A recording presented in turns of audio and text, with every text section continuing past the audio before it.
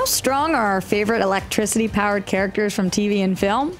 We'll treat footage of them like it's real video evidence, make physicists study them to extract hard numbers on how shocking they are, then make them compete in a challenge of our own design to crown one the most powerful.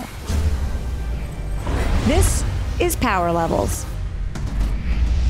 Today's competitors are two of the most popular electrical characters.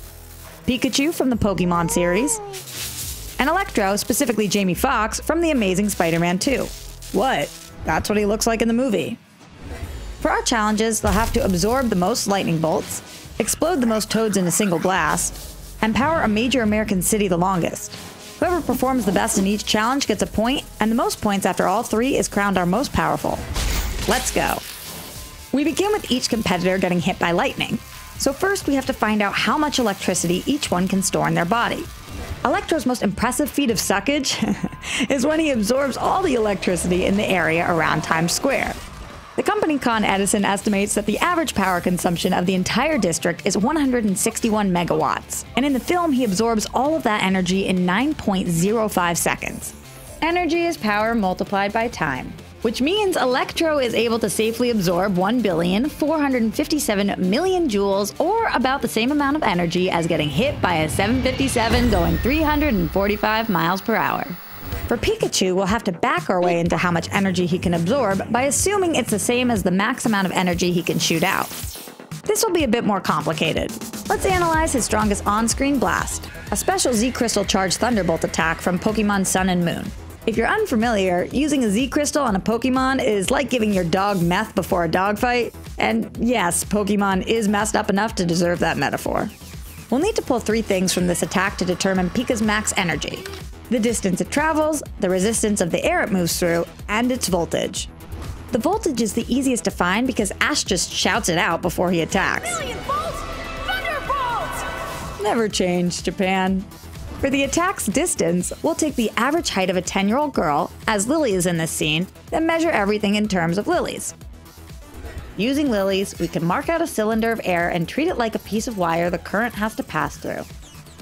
This allows us to determine the resistance. Air actually has a pretty high resistance to the flow of electrical charge, but with a big enough voltage, the particles get ripped apart and create a super bright plasma. Fun fact, this plasma is the reason lightning is light. With all that calculated, we can arrive at our answer for Pikachu's max electrical power: 151.61 megawatts, or enough to power the average home for more than 13 years. And since his attack was active for 10.92 seconds, we can calculate that he was able to expend 1.66 billion joules of energy at max effort. We'll take this to be his maximum energy storage capacity. Now take a look at their energy storage side by side with the average energy of a single lightning bolt. They could both take one blast, but the second one would fry both of their circuitry. This isn't so much to point out how weak our characters are, as it is to say, lightning, you scary. So to help us tip the scales, we'll consider that Pikachu can only handle this much energy with a special Z-Crystal boosting his ability, while Electro can always maintain his literal power levels, giving him the point for Challenge 1. And now on to Challenge 2, where we answer the age-old question, what happens to a toad when it's struck by lightning? Don't play the clip. Don't do it. You know what happens to a toad when it's struck by lightning? The same thing that happens to everything else. Oh no.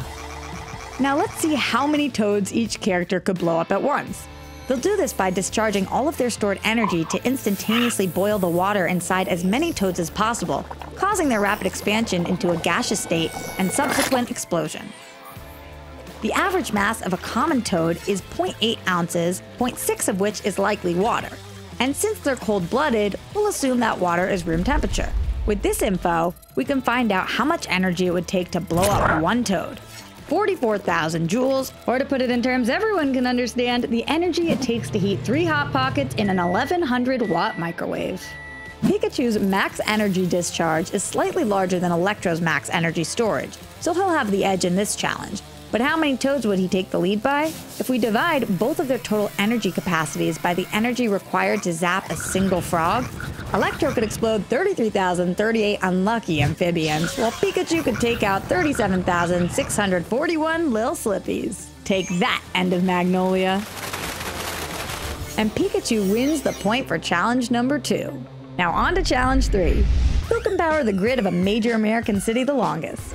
If we divide each competitor's total energy by the total power consumption of San Francisco, we'll find that Electro could power San Fran for 5.38 seconds, while Pikachu could hold on a little longer for 6.13, giving him the point in this challenge and the overall competition.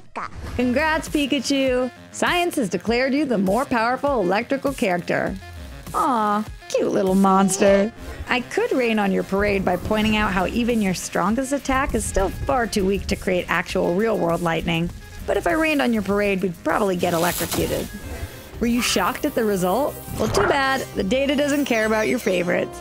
But we care about you. Let us know who you want to see compete in future episodes, and you might see them right here in the next episode of Power Level.